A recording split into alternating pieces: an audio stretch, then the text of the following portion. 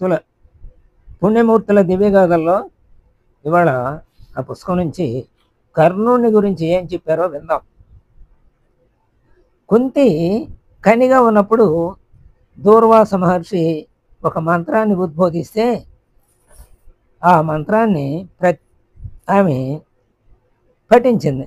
వెంటనే సూర్యుని గురించి చేసింది కాబట్టి సూర్యుడు ప్రత్యక్షమయ్యాడు, పుత్రుని ప్రసాదించాడు. ఆ బాలుడు సహజ కవచ కుండలాలతో జన్మించాడు. లోకాపనింద భయపడింది కుంతి. ఒక తొట్టెలో బాలుని పరుండబెట్టింది, గంగా నదిలో విడిచింది. ఆ తొట్టె నీటిపై తేలియాడి గంగా ప్రవాహంలో కొట్టుకుపోతూ ఉండగా సూతుడు చూచి ఆ పెట్టెను పట్టుకున్నాడు. అందులో ఉన్న శిశువుని తీసుకొని పోయాడు. పిల్లలు లేని రాధ తన భార్య అని రాధ చేతికిస్తే ఆమె ఎంతో సంతోషపడి ఇది భగవంతుని అనుగ్రహం అనుకుంటూ ఆ బాలుడిని అల్లారు ముద్దుగా రాధ పెంచింది. అందుకని సూతుడి పుత్రుడు కాబట్టి సూతపుత్రుడు అని, అలాగే రాధాపుత్రుడు కాబట్టి రాధేయుడని 2 పేర్లు వచ్చినాయి ఆయన కర్ణుడికి. అలా పెరిగి పెద్దవాడయ్యాడు. పరశురాముడి దగ్గర విద్యకి వెళ్ళాడు. కులం పేరు చెప్పలేదు. పలు విద్యలు నేర్చుకున్నాడు. అలాగే వినయ విధేయతలకు పరశురాముడు సంతోషించాడు. అన్ని విద్యలు నేర్పాడు అనమాట. ఒక రోజున పరశురాముడు కర్ణుడు తొడలపై నిద్రిస్తూ ఉన్నాడు. ఇంతలో ఒక కీటకం వచ్చి ఆ కర్ణుని తొడని తొలుస్తూ ఉంది.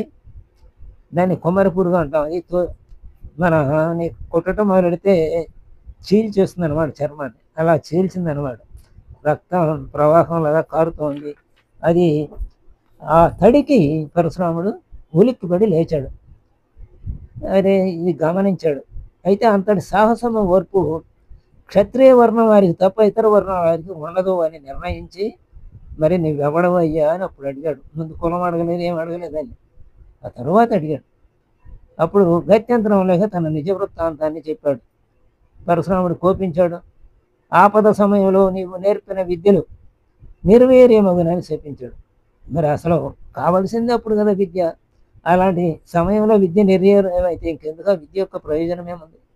అలా కర్ణుడికి ఏ విద్య కూడా అక్కరకు రాలేదన్నమాట తన జీవితంలో ఆఖరి చరమఘట్టంలో. నీచ కులానికి చెందినవాడని, సూతపుత్రుడని, రాధేయుడని పలువురు భ్రమపడి అతనిని పాండవులు పరుషోత్తములు ఆడారు. అంటే సుటిమోటి పాటలు మాట్లాడారు పాండవులు. కర్ణుడు మహాబల పరాక్రమవంతుడని, అతడు అర్జునుడితో సమానుడని గ్రహించి దుర్యోధనుడు తక్షణమే అతనికి అంగరాజ్యానికి పట్టాభిషేకం చేశాడు. కురుక్షేత్ర సంగ్రామానికి ముందుగా కుంతి ఏకాంతంగా కర్ణుని కలిసింది. నీవు సూర్యుని వరప్రసాదం చేత నా కన్యత్వం చెడకుండానే నీవు జన్మించావు. అయితే లోక నిందకి బడిపడి నిన్ను అలా జలంలో విడిశాను. సూతునికి దొరికావు, రాధ చేతిలో పెరిగావు. కాబట్టి కౌరవులను విడిచి పాండవుల పక్షాన చేరు, నీతో కలుపుని 6 అవుతారు అని పుత్ర ప్రేమతో మిక్కిలి బాధపడుతూ వేడుకుంది. కర్ణుడు తల్లి కోరికను తిరస్కరించాడు. నేను ఎవరి ఉప్పు తిని ఈ స్థితికి వచ్చానో వారిని విడిచి రాలేను అని ఖండితంగా చెప్పేశాడు. కానీ ఆమె దుఃఖభారాన్ని సహించలేకపోయాడు. అర్జునుని తప్పని కుమారులలో మిగిలిన నలుగురి జోలికి పోయి సంపను అని మాటిచ్చాడు. అర్జునుడితోనే నేను సమం కాబట్టి అర్జునుడు మాత్రం వదలను, మిగతాను వదిలేస్తాను అన్నాడు అనమాట. ప్రథమ తప్పు కుంతిదే కదా మరి. కాబట్టి ఈ విషయంలో కర్ణుడు చాలా ధర్మయుక్తంగా ప్రవర్తించాడనే మనం చెప్పుకోవచ్చు. తరువాత సూర్య భగవానుడు వచ్చాడు తన కుమారుడి దగ్గరికి, అంటే కర్ణుడి దగ్గరికి. నాయన బ్రాహ్మణుడు వేషంలో వస్తాడు ఇంద్రుడు, నీ సహజ కవచకుండలాన్ని అడుగుతాడు, ఇవ్వద్దు అని చెప్పాడు సలహా సూర్యుడు. ఒకవేళ తప్పని పరిస్థితుల్లో, ఎందుకంటే నేను పని తెలుసు కదా దానకర్ణుడని, అందుకని తప్పని పరిస్థితుల్లో నీవు కనుక ఇవ్వవలసి వస్తే ఇంద్రుల దగ్గర ఉన్న శక్తిని అడిగి తీసుకోమన్నాడు. ఆ రకంగా చెప్పి సూర్యుడు అదృశ్యమయ్యాడు. సూర్యుడు వచ్చిపోయిన కొలదినాల్లోనే ఇంద్రుడు బ్రాహ్మణ వేషంలో వచ్చాడు. భిక్షాందేహి అన్నాడు. ఇంతలో మాయ కర్ణునిలో ఆవరించింది. మరి సినిమాలో డైరెక్టర్ గారు చెప్పినట్టు అన్నీ నడవాలి కదా, అలాగే ఇది భగవంతుని సినిమా. ఇదంతా ఈ భువన భాండాలు, ఈ 14 భువన భాండాలు భగవంతుని ఆజ్ఞలో నడుస్తూ ఉంటాయి. దాని వలన ముఖ్యమైన ఘటనలన్నిటికీ ముందే రాసి పెట్టి ఉంటాయి కదా. అదే విధి అంటాం కదా. ఆ విధి విలాసం చేత కర్ణునిలో మాయ ఆవేశించింది. అంటే మాయ ఎవరు అంటే ఆ భగవంతుడి నుంచి వచ్చిందే కదా మాయ. ఆ మాయే ఇన్ని నడిపిస్తూ ఉంటుంది అనమాట. ఆయన ఎప్పుడైతే దిగి రావాలనుకున్నాడో అప్పుడు మాయే ముందొస్తుంది. అలా మాయ కర్ణుని ఆవరించింది. నీకేం కావాలో కోరుకో అన్నాడు. బ్రాహ్మణుడు నీ సహజ కవచగుణాలు కావాలని కోరాడు. ఇంకా కర్ణుడు మళ్ళీ మాట్లాడకుండా ఇట్ని తిరిగి ఇచ్చేశాడు. ఇంద్రుడు ధన కనక వస్తు వాహనాలు కోరుకోమన్నాడు. అయితే నాకేం వద్దన్నాడు. అప్పుడు ఇక ధర్మం ఆడిన మాట తప్పడం మంచిది కాదని అప్పుడు ఇది ఇచ్చేశాడు. అయితే సూర్యుడు చెప్పిన ప్రకారంగా నీ శక్తి నాకు ఇమ్మని అడిగాడు ఇంద్రుడు.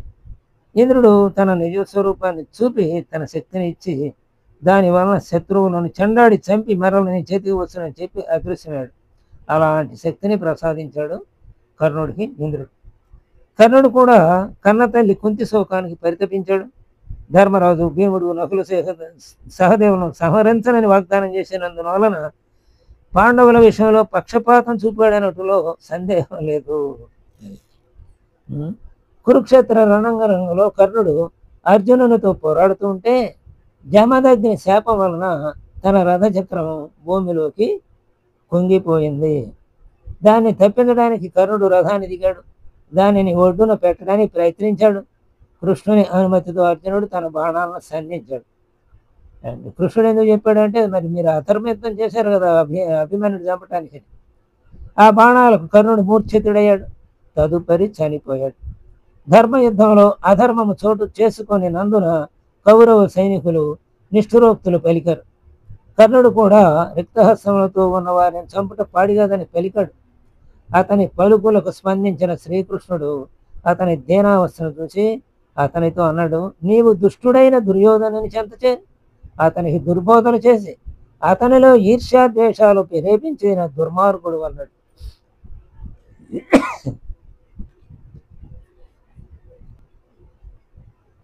నీవు దుర్మార్గుడు అన్నాడు. ఎందుకంటే స్నేహితుడైనంత మాత్రాన ఇతనికి అర్ధరాజ్యం ఇచ్చినంత మాత్రాన స్నేహితుడు చేసేయంటే యథో పనులన్నింటినీ సమర్థించవచ్చా? తప్పు కదా. ఆ స్నేహితుడిని ధర్మ మార్గంలో నడపడానికి ప్రయత్నించాలి. నీకు మేలు చేశాడు కాబట్టి అతనిని కూడా భూమిలో నుంచి బయటికి తీయటానికి ప్రయత్నించాలి. కానీ ఆ దుష్ట చతుష్టంలో ఒకడై తప్పుడు సలహాలు ఇచ్చి దుర్యోధనుని ప్రేరేపించాడు కదా. అందుచేత దుర్బోధలు చేసావు. అలా అతనిలో ఈర్ష్యాద్వేషాలను ప్రేరేపించావు. అందుకని నీవు దుర్మార్గుడివే అని ఖచ్చితంగా చెప్పాడు శ్రీకృష్ణ పరమాత్మ. అంతేకాదు పాండవులను నమ్మించి లక్కయ్యలు నిర్మించి వారిని ఆ ఇంటిలో అగ్నిహాతి చేయటు కుట్ర పన్నిన పాపాత్ముడివి నీవు. మరి ఇలాంటి పనులన్నీ చేయొచ్చా? కేవలం ధర్మం ఒకటి అందరికీ అడిగినోడికి అడిగిందల్లా ఇచ్చేసినంత మాత్రాన మంచోడే అనుకోవద్దు అని చెప్తున్నాడు అన్నమాట. ఇందులో మనకు సందేశం ఇది. కాబట్టి ధర్మరాజుని మాయాజూతానికి ఆహ్వానించారు, ఓడించారు, 13 సంవత్సరాలు అడవులకు పంపారు. మహాఘనుడు నువ్వు అంటే వీటన్నిటికీ నువ్వు కూడా కారణం, వెనకాల ఉన్నావు. ఓ కర్ణ, ద్రౌపది వస్త్రాపరణ జరిగే సమయంలో ఏం చేసావు? నువ్వు కులటాన్ని దూషించావు కదా. ఇంకా ఇంతకన్నా పాపం ఏమైనా ఉందా? నీకు లేని ధర్మము ఇతరుల్లో లేదని ఎంచుకుంటూ పాడియా అని శ్రీకృష్ణుడు కర్ణుని మందలించాడు. కర్ణుడు అతనికి సమాధానం చెప్పక నిర్జీవుడై తుదకు అనాథుడుగా దుర్గతి పాలై మరణించాడు. ఇది కర్ణుని వృత్తాంతం. కాబట్టి మహానది కర్ణ, దానవీర స్వర కర్ణ ఎలాంటి సినిమాలు చూసి ప్రతి నాయకుల్ని గొప్పగా చిత్రించి మనం అలాంటి పనులు చేసినా పర్వాలేదు, ఒక దాన ధర్మాలు చేస్తేనే భావాన్ని సమాజంలో వ్యాప్తి చేయకూడదు అనమాట. అలా వ్యాప్తి చేయటం వల్లనే మన అనంతనేని అనంత శ్రీరామ్ గారు ఆ విశ్వ పరిషత్లో కృష్ణా జిల్లాలోని నిర్మాతలకి ఇక్కడ అందులో నటించిన నటులకి కూడా చక్కగా చొరక అందించాడు. ఇలాంటి సినిమాలన్నీ తీసి ప్రతి నాయకులను గొప్పగా చిత్రించడం అనేది దుర్మార్గం. ఆ దుర్మార్గాన్ని ఎంత చక్కగా ఎండగట్టాడో ఇక్కడ చూడండి. కృష్ణుడు ప్రతి దుర్యోధనుడి ప్రతి వ్యధవ చర్యలోనూ భాగం పంచుకున్నాడు. తాను మంచి అందుకనే కేవలం దాన ధర్మాలు చేసిన వాడినే ఓ గొప్పగా భావించకండి, ధర్మబద్ధమైన జీవితాన్ని నడిపేవాడిని గొప్పగా భావించండి అని సందేశం అన్నమాట. కర్ణుని జీవితం మనకి ఇచ్చే సందేశం అది. స్వస్తి.